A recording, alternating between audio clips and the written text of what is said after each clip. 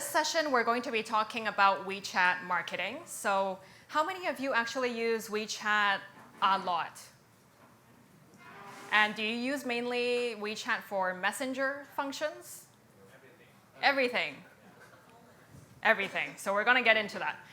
OK, so a little bit about who I am. So I've been on the stage a lot, and I haven't even told you anything about me besides my name. So we're going to dive a little bit more into that.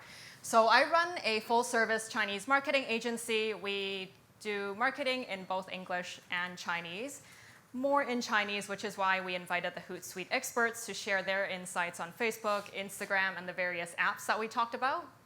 So some industries, two key industry verticals that we service. So we work with a lot of luxury fashion brands, jewelry, cosmetic, hospitality. So we worked with Burberry Beauty, YSL, Max Mara, Cartier.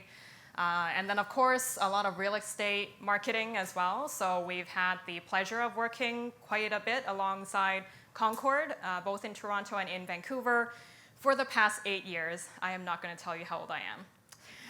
So some of the key services that we offer includes business strategy consultation, of course, WeChat marketing, media buying planning on WeChat and Weibo and other Chinese digital media platforms, as well as the English ones that I mentioned, and even event planning. So the event today that you've been attending, we definitely had a part working alongside the Concord team to plan that. So today's agenda, here's what we're going to cover. So of course, what is WeChat? So a bit of the numbers to show you a bit of how powerful this app is. Because a lot of people who may not be, say, from mainland China, they may not be very well versed on the platform, and they may not have a clear idea of how powerful the app is. So we'll go over that. And why is the app so powerful? So we'll show you that in actually the very first slide that I show you.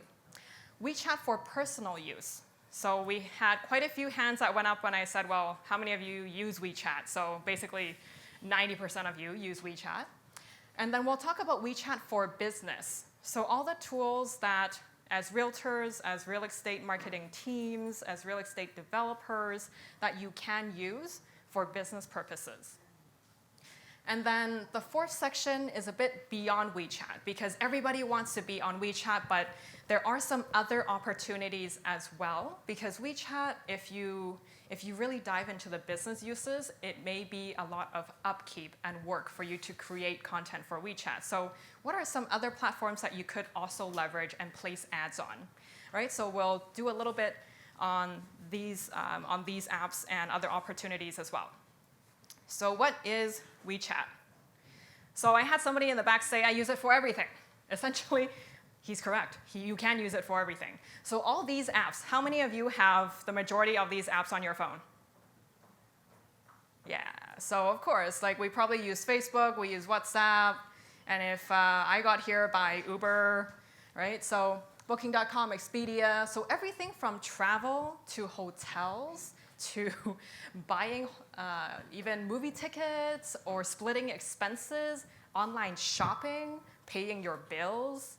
WeChat Pay is the equivalent of, say, Apple Pay, and it's even more common actually very common here as well. So you guys have WeChat Pay basically everywhere in Toronto as well, right?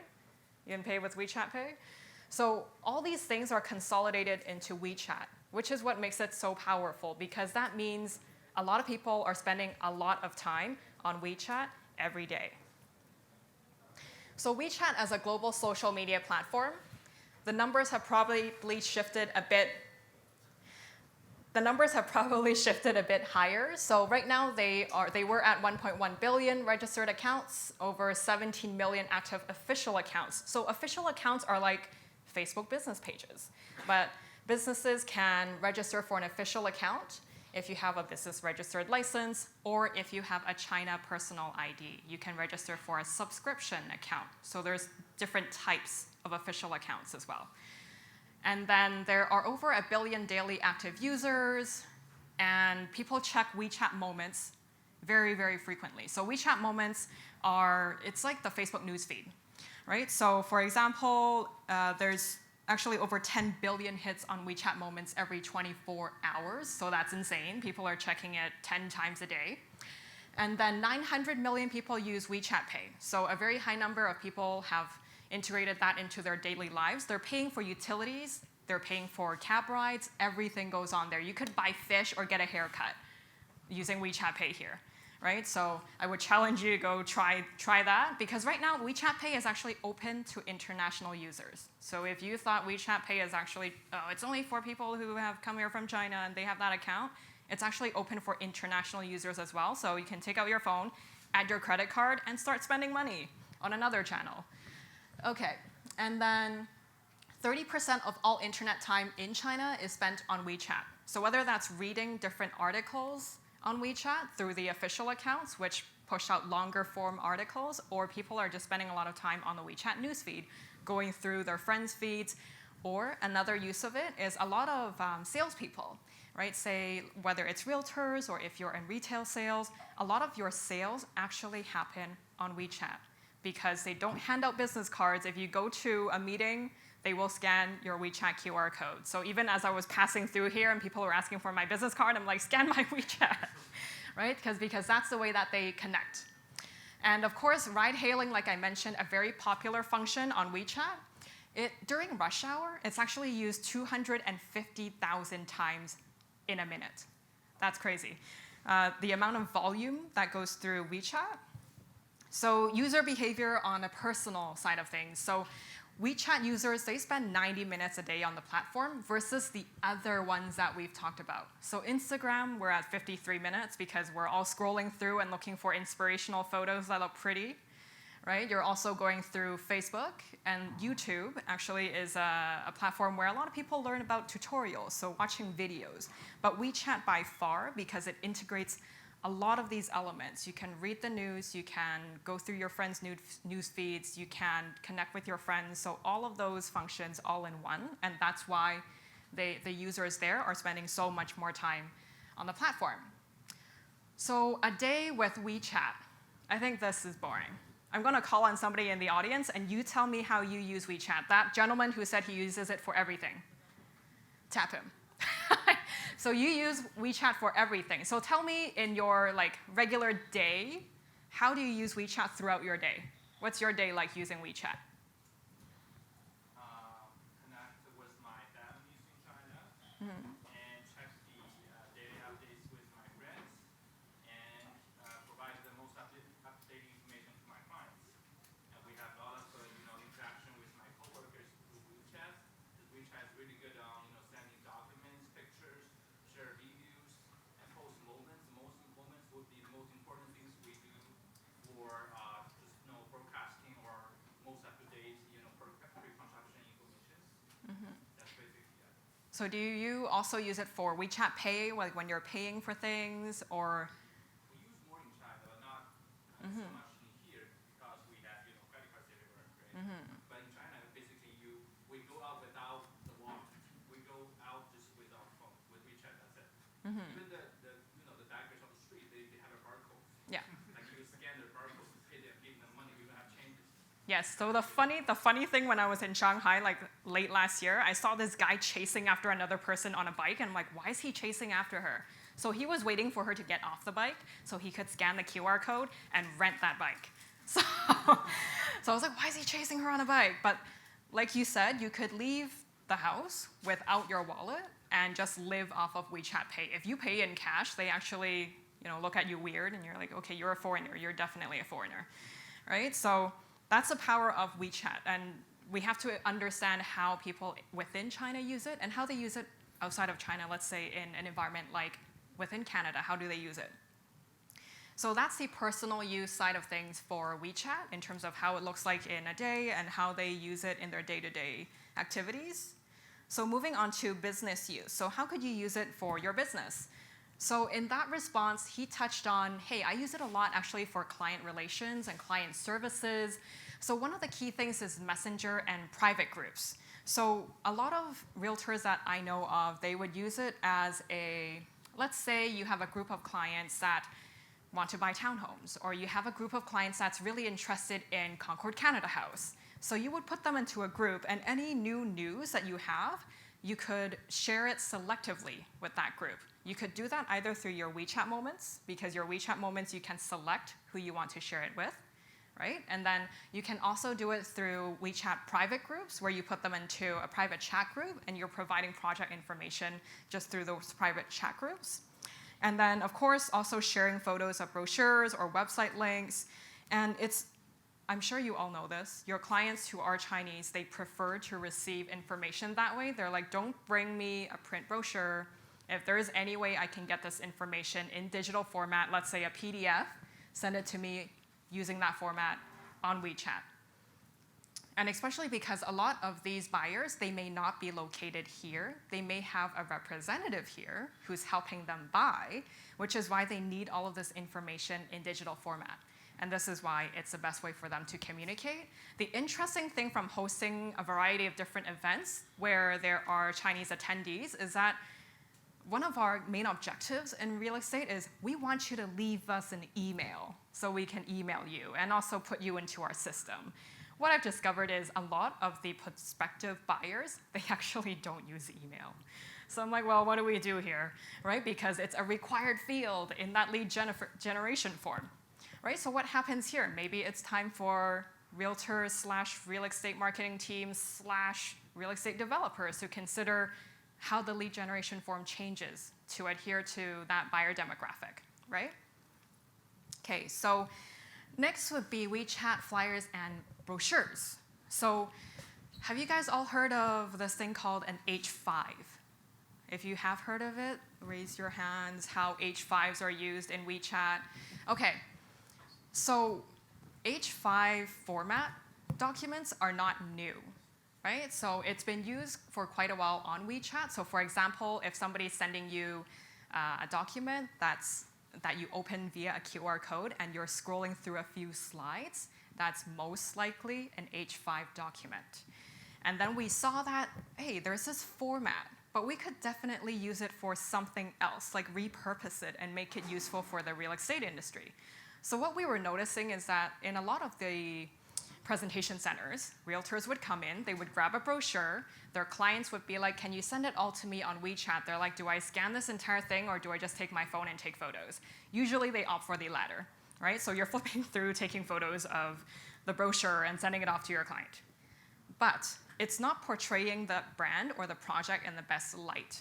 So when we saw this opportunity, we were like, we could totally use an H5 and create WeChat brochures.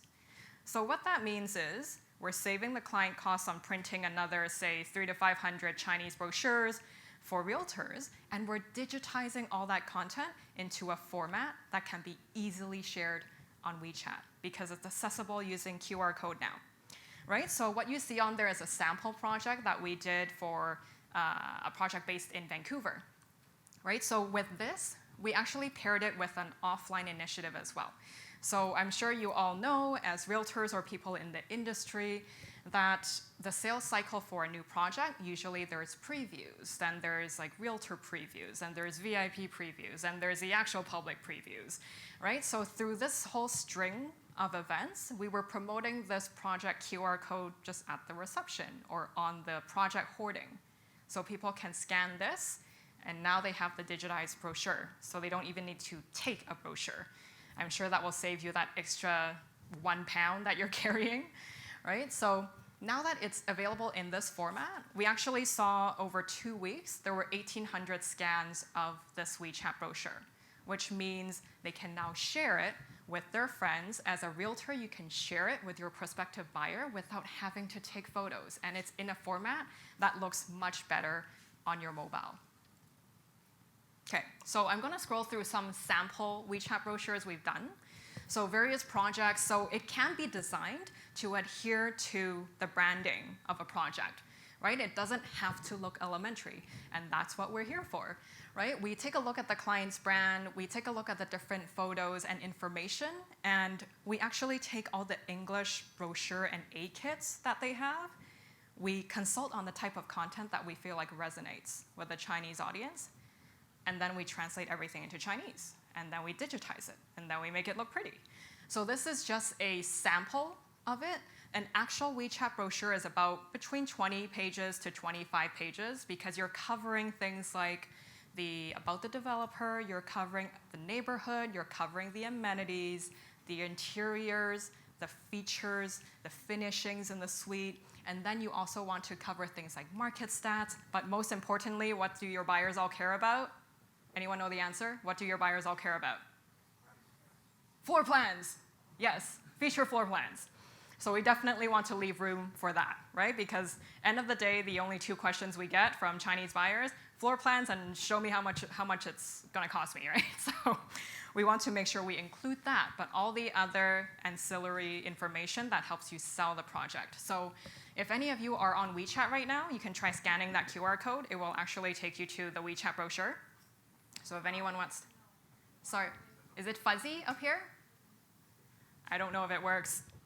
If it doesn't, you can feel free to ask me for it afterwards.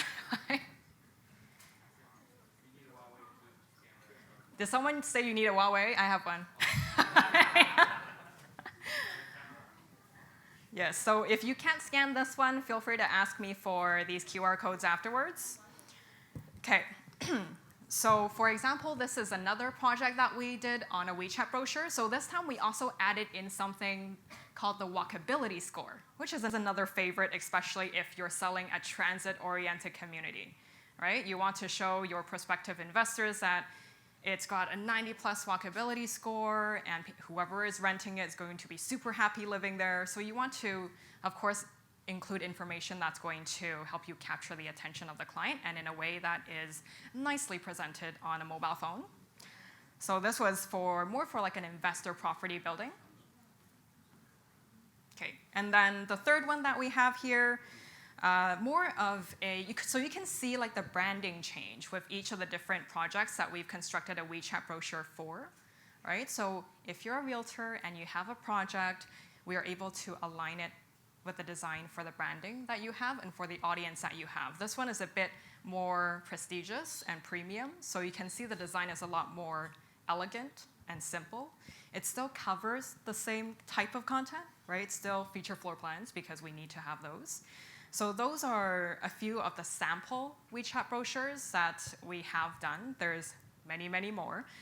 But it's definitely a way that you can present the projects that you represent in a better way and on WeChat, because all of these are accessible by QR code. Ask your question after or no? Feel free to ask now, because while I love my own voice, I would love to hear yours too. What's the difference between H5 and PDF? So PDF, so you'll need to zoom in, zoom out, right? So it's still not the most friendly format that we find on WeChat.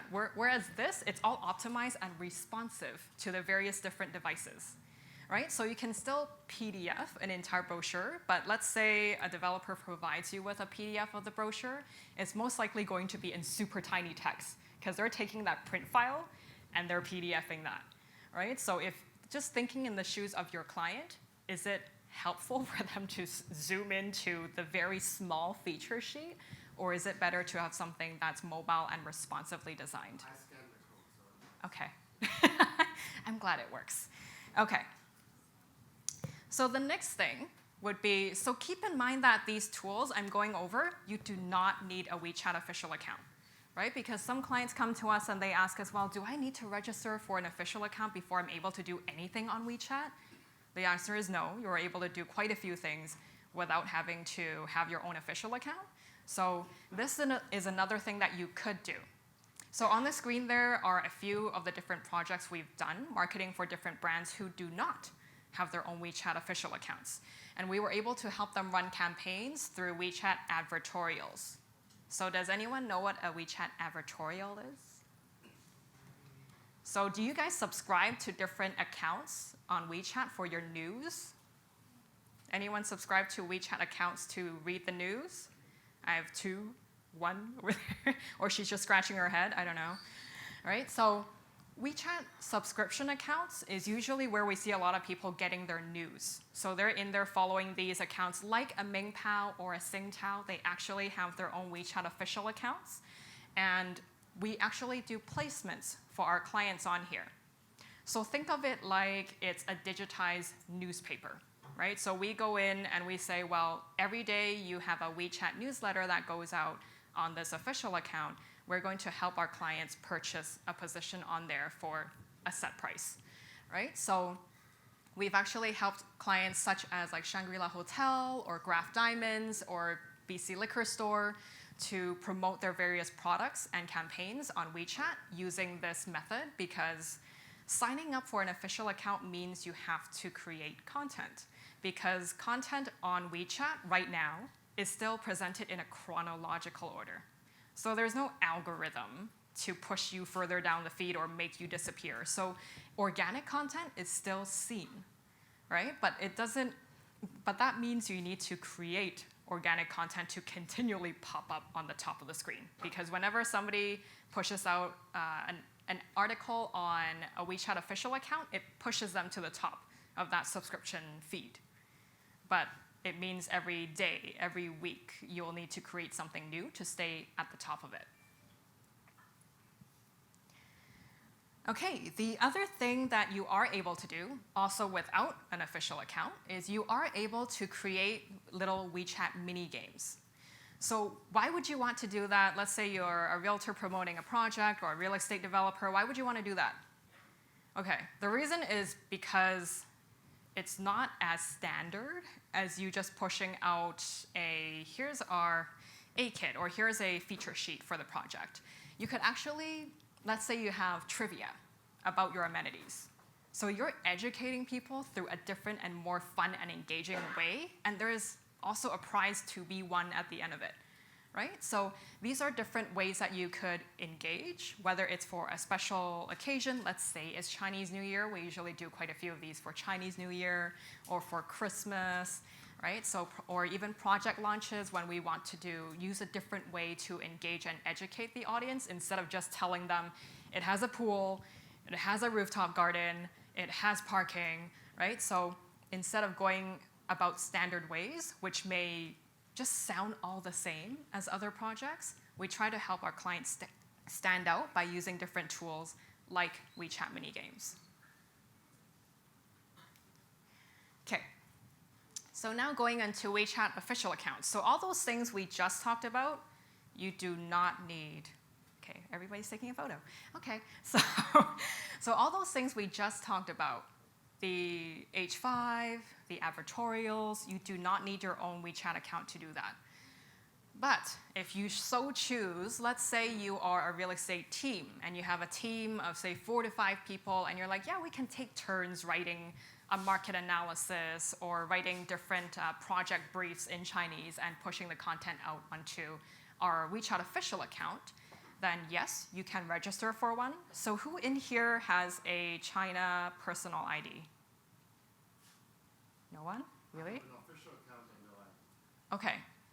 So if you do not have a China ID, and I'm just saying like if you're not a mainland China citizen, right, then your other way to go about registering for a WeChat official account is if you have a registered business. Now, how many of you have a registered business? In China. Here. Here. So if you have a registered business here, the good news is, like beginning from late last year, WeChat started really opening up to foreign overseas businesses registering for official accounts. And you are able to do this within the span of 1 week. If you have the proper business documents, right, then you are able to apply for a WeChat official account, and it can get verified within 1 week, and then you're up and running. There are certain restrictions for these types of overseas accounts because WeChat, kind of like Facebook and Instagram, they will test the latest innovative functions on the China accounts first. So we may not have access to all of the functions that official accounts have in China for the overseas accounts. So for example, if someone follows you, the only standard message that they can get if you're using a foreign overseas account is, thanks for following me, either in English or Chinese. And that's dependent on whether the user is using an English or a Chinese version of the app. So you cannot customize the welcome message for a new follower, right? So that's one of the details of like a foreign overseas account, but you are able to register for one. So if you're interested in registering for one, feel free to talk to me after that, after this presentation. And then taking a look at some of the official accounts that we run. So we touched on this in earlier sessions when we were talking about, say, Facebook or Instagram strategy. It's important on social media to have a consistent brand image, right? So you'll see on the different official accounts that we run, we've designed, the visuals are very different, the brand colors are different. And why do you feel like, oh, well, it's just a WeChat account. Like, why do we need to design the articles? Why can't I just put text and visuals and call it a day? It's because on WeChat, the discovery process, when you type in like a search on WeChat, it's not like Instagram. Like, I can't just type in Toronto real estate and realtor names pop up. Like, they don't do, their discovery search isn't as proficient as, say, something on Instagram. You actually have to type in something quite exact for it to pop up on WeChat. So the discovery process is more organic on WeChat, meaning somebody reads your article. Let's say they read a Burkes article, and then they share that onto their newsfeed. And I'm their friend, and I read that article, and I'm like, oh, okay, that's a nice article, but I don't follow them yet. The next time my friend shares the article again, and I open another Burkes article, and I'm like, oh, I recognize the branding. I recognize the photos. I recognize these brand colors. Okay, this is what it looks like. So it starts building that brand awareness, and that's why branding is important. Because let's say there's a new project, and 10 of you in here write about that project. Okay, and all of you have official accounts, and you're all pushing out that content. Say customer A reads all these 10 articles, but they don't know who's who because there's no branding behind it. All of you are pushing out the same content. So what makes you different and memorable even when you're running a WeChat official account, right? So that's why we consider the branding and the design behind a WeChat official account. So what other things should we take note of for these WeChat official accounts? As an overseas foreign account, you are only able to do 4 WeChat newsletters per month. So if you guys decide after today, well, I want to go and register for an overseas official account, every 30 days, you're able to push out 4 WeChat newsletters. What is a WeChat newsletter?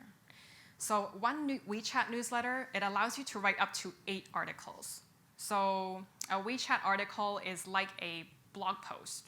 So all the news, whichever one of you subscribes to different news accounts on WeChat, you'll notice that it's actually quite long, right, when you read a news article on WeChat. So you're able to publish up to 8 different articles in one WeChat newsletter. So for example, if you have 4 different listings that you want to feature in one WeChat newsletter, you can just do them as separate articles. Or if you have, let's say you have listings in Markham, and you have listings in North York, and then you have listings in downtown Toronto, and you want to do 1 article each, separated by neighborhood, you could also do that. So it depends on your understanding of your buyer demographic, right? Usually when we see real estate investors or buyers, it's all about location, location, location, right? So a lot of times it makes sense when we run different real estate developer accounts that we're categorizing based on location. So neighborhoods, because people want to live in certain neighborhoods. Like in Vancouver, where I'm based, we have Shaughnessy, and everybody wants to live on the west side, right? So if we categorize by these types of neighborhoods, then people know what article to read. So with these WeChat articles, we have to keep in mind that at the very end of that, because it's being shared in somebody else's WeChat Moments newsfeed, just make sure either your QR code is there for them to scan it and contact you as a salesperson, or your channel, your official account's QR code is in there as well, right? So for any inquiries coming in through your official WeChat account, you have 48 hours to get back to them. And this is because WeChat does not want you spamming your prospective buyers or people who are in touch with you, so they give you that time limit, right? But for WeChat WeChat official account management, there's actually an app you can download that helps you manage it better and faster on your phone instead of having to log into a desktop platform each time. So again, there's not a ton of time to cover all of it, but if you want to learn more about those different mobile apps that you could use to manage your official account, happy to tell you a bit more after the session as well. So WeChat Inner Sites. So this is one of those functions that's not unlocked for every account. So what we've discovered with WeChat is the functionalities you get sometimes depends on the industry, because when you register the account, you have to categorize yourself under a certain industry and the types of services that you provide. So after they verify your account, they will release certain functions to you. And sometimes you have to wait. So maybe your account has to be 6 months old or 1 year old before you get access to certain functions. So WeChat Inner Sites is something that's would fall under that category. But if you are able to have that, it is actually very useful because it's almost like having your own internal website within your WeChat official account. So what you're seeing on the left side is this account. It's a WeChat official account. They've actually embedded the inner site, so you can click through the bottom custom menu bar there. You can click through, and it goes into their WeChat landing page of the inner site. So here in the back end of the WeChat administrative platform, you will actually see templates. So the templates, these sites look very familiar to anyone that uses Chinese apps, right? Like usually we have a headline image, then we have a bunch of icons, then we have some featured articles. So these templates are actually provided by WeChat to the accounts that have access to inner sites. So when you have that, essentially what happens is you can, let's say you have a pop-up for, okay, the latest listing that you want to feature. And you can change that regularly, right? Once you have access to this inner site function. And then let's say different articles or projects or listings that you have could be feature articles on your landing page for the inner site. And of course, if you have other useful information, such as, let's say you have market analysis reports or you have different stats that you want to share with your prospective buyers, you could also integrate into here. Like one of the icons could be directing people to that type of information. So WeChat Inner Sites helps to build a richer in-app experience when you've unlocked that function. So I almost feel like WeChat is like a game we play, and we need to play it long enough for them to unlock those functions for us. Okay. Oop. Go back. No, not so much back. Okay. So the other thing, this one, depending on whether you have a developer friend who can give you an amazing rate to help you develop a mini program, once you have a WeChat official account, you can apply to open up a developer, let's call it a developer account, but you can open up a developer account which lets you develop WeChat mini programs, which are hosted, again, on the WeChat platform. So you guys may have used WeChat mini programs. How many of you have used mini programs from different brands, etc.? Like, can I just get a quick show of hands who's used WeChat mini programs? So I have. So what There's types one for of Concord. do you use the Concord mini program? So Concord has a mini program. So what other than the Concord mini program, what other mini programs do you guys use? Which one do you use? He's on his phone right now. So, sorry, what was that? Okay. Okay. Like some other apps that I've seen coming from brands, like for example, Nike has one where they let their users actually build an entire training program, right? So it's a different way to engage and educate people on the brand. So how does this relate to real estate? So for example, like Isaac mentioned, there's a Concord mini program. And how Concord has done it is they've actually separated the mini program in terms of cities. Is that right, Isaac? Right? So we've separated out by cities. So Vancouver, Calgary, Toronto.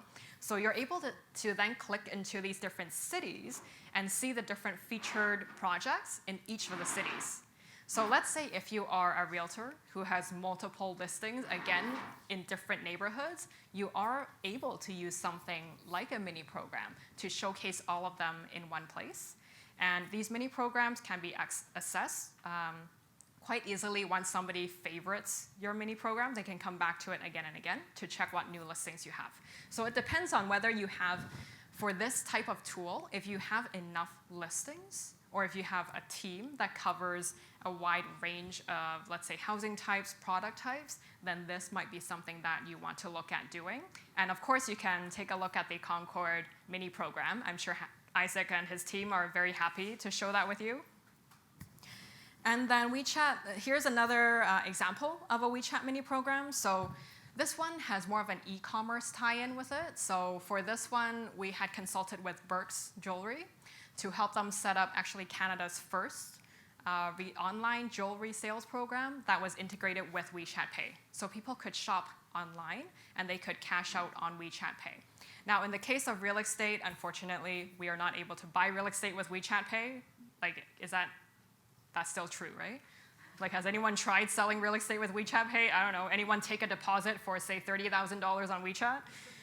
I haven't seen that yet, but let me know when that happens, right? But e-commerce applications are also available as part of WeChat mini programs. So it can be informative, like the Nike one, or it can be e-commerce integrated, like this one that we did for Burkes Jewelry. Okay. This next one, I'm not going to spend too much time on. And the reason is because for people in real estate or in the real estate industry, we're actually a restricted industry in terms of advertising on WeChat. So we're actually not allowed to advertise on WeChat, but we are allowed to have official accounts, so you can still open one.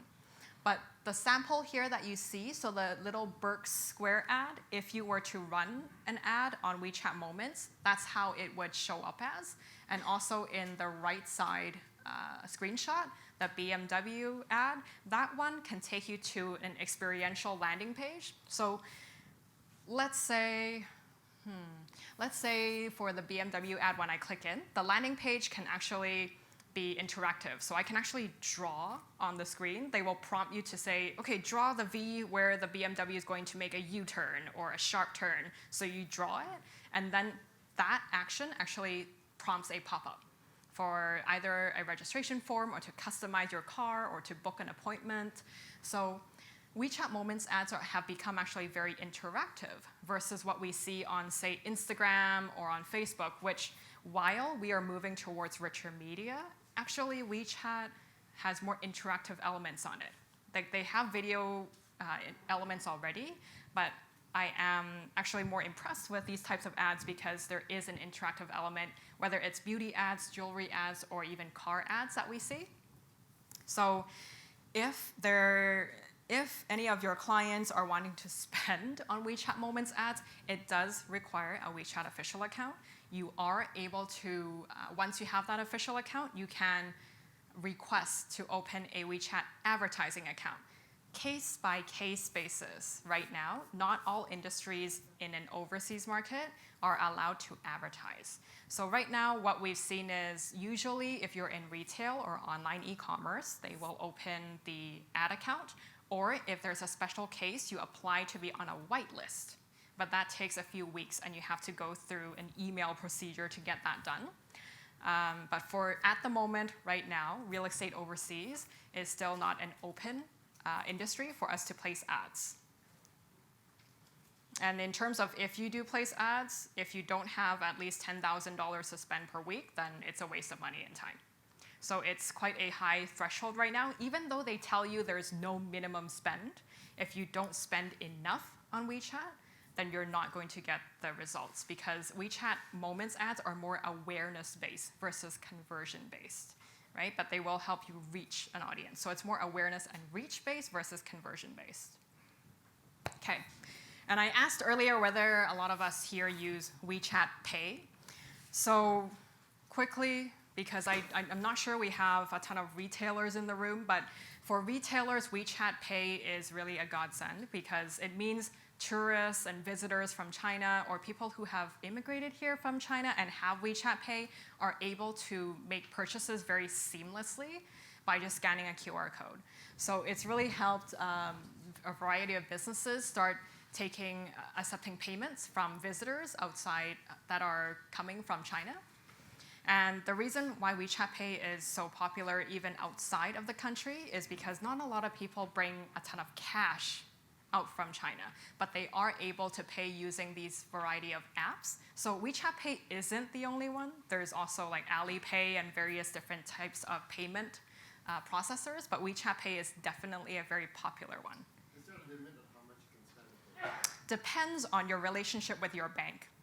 That's a funny answer, but for example, when we work with different jewelry brands, we've been told depending on the relationship a user has with their bank, because it's tied to their bank account, right? So There's a currency restriction if it's tied to the account in China. yes. Yes, so again, that depends on, like some people have been able to process, say, a $30,000 transaction to buy diamonds, right? So it depends on the individual and their relationship to their bank and that threshold. Just like when you go to the ATM, right? I may be able to withdraw, say, $300, but you may be able to withdraw $1,000 every day. So it's dependent on the individual's relationship with. There's a sovereign limit. Yes, $10,000 as well. You can't buy 30,000 drawn from Chinese bank. Yes, but then you could divide it into multiple transactions over several days. So that's your way around it. Let's say if you're selling, I don't know, cars, right? Then you're able to separate it out. Or luxury goods, you can also separate it out into multiple transactions. So definitely WeChat Pay is very useful. Definitely in China, but also becoming more common within the Canadian market and even worldwide as well. So that's the WeChat section. And like I mentioned, some functions require having a WeChat official account, and some functions are easier to implement and don't require an official account. But there are also other ways beyond WeChat if you're looking to reach the Chinese audience. So there's a few other ways to do that. So the first one would be Weibo, which is essentially Chinese Twitter. So some quick stats on what Weibo is and what it does. Essentially, it looks exactly the same as a Twitter.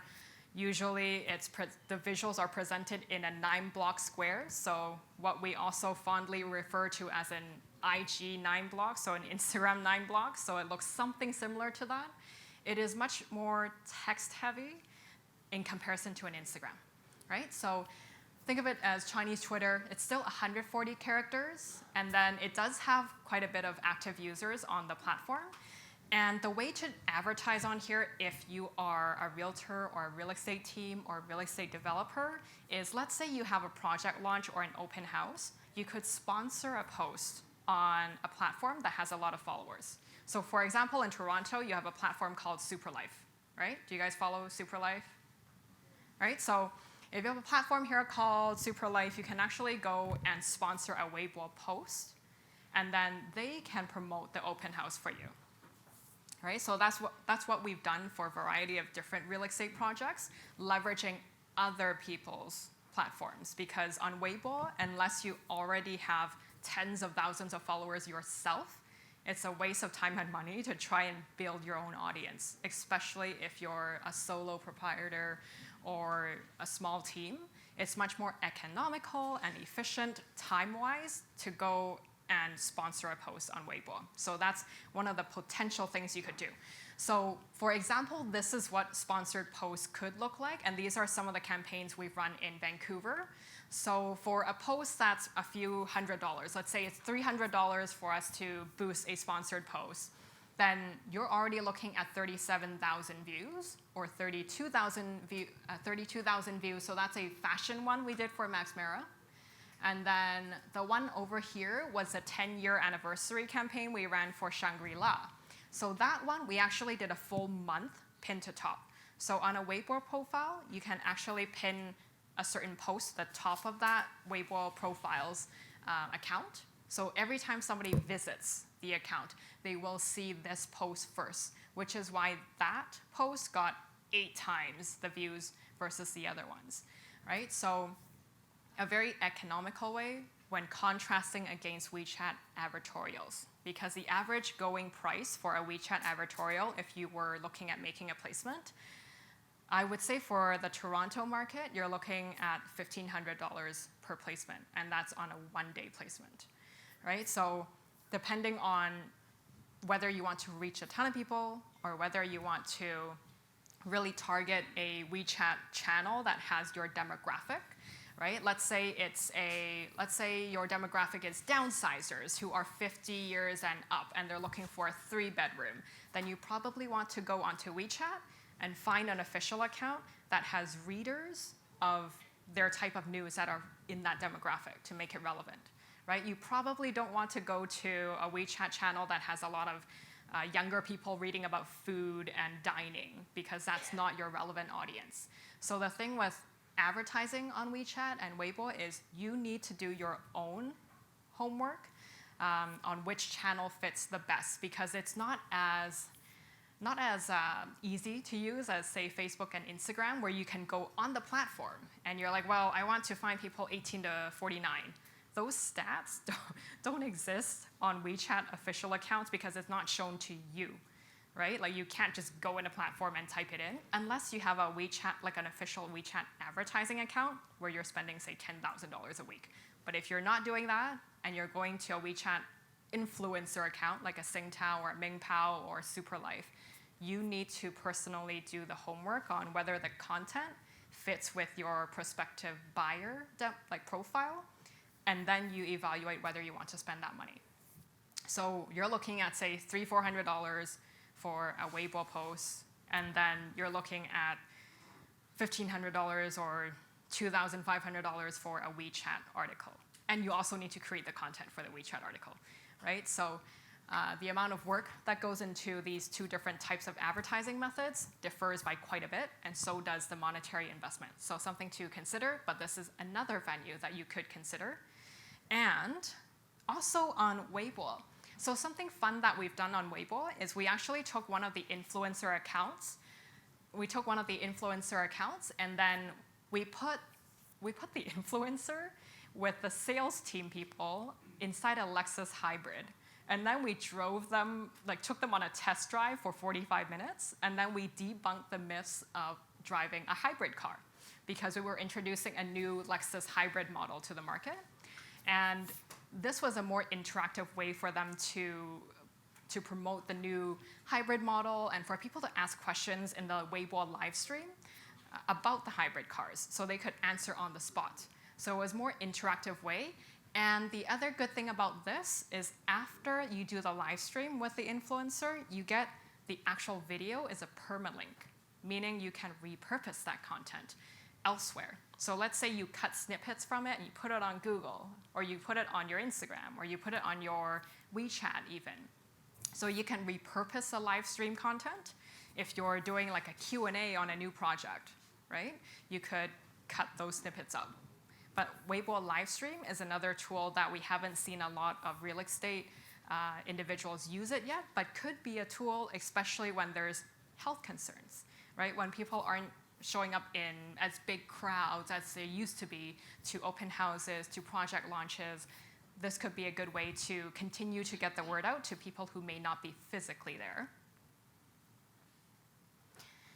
Okay, so Chinese influencer marketing on Instagram. So we've been doing quite a bit of this, but more so on the jewelry side of things, right? So a lot of jewelry brands are hoping to tap into the Chinese influencer demographic. So we've actually helped them do this through whether it's IG stories or more integrated campaigns on Instagram. So that's another route that you could look at. For those of you who are here for the Instagram session, right, like tapping into that influential power, but creating co-branded content so that it looks authentic and that you can repurpose it afterwards for your brand. Not just they posted a photo with your business card, right? That's not very authentic and not very convincing either.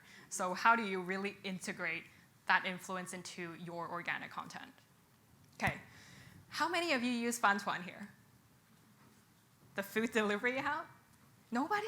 Seriously? Okay, you guys use food delivery apps, right? Foodora, DoorDash? Okay. So, you guys use some sort of food delivery app. Okay, good. So the interesting thing with these Chinese food delivery apps is they actually have landing page ads that you can buy. Or sometimes they actually have flyers that go with the delivery. So imagine going into every home, not just into the mailbox, because I know a lot of you do direct mail pieces that go into mailboxes, and then they go straight into the recycling bin. Waste of paper, waste of money. But when you do this, because it gets delivered into the home and then they're unwrapping their food, I don't care if they use my direct mailer as like, put it under their food. I'm like, great, put it under there, because then you're looking at it. Right? Then at least I'm getting it in front of them. So there's different ways with these food delivery apps that I think gives us a different way to expose the brand to an audience that are bringing this advertising to their homes. So Chinese food delivery apps, this one is in Vancouver. So if you guys have a different one, I know there's one called Little Red Car who uses that one. Xiao Hongche? No? I'm like, what apps do you guys use? Oh, okay. So that's the one you guys use here. Okay. You don't? Okay.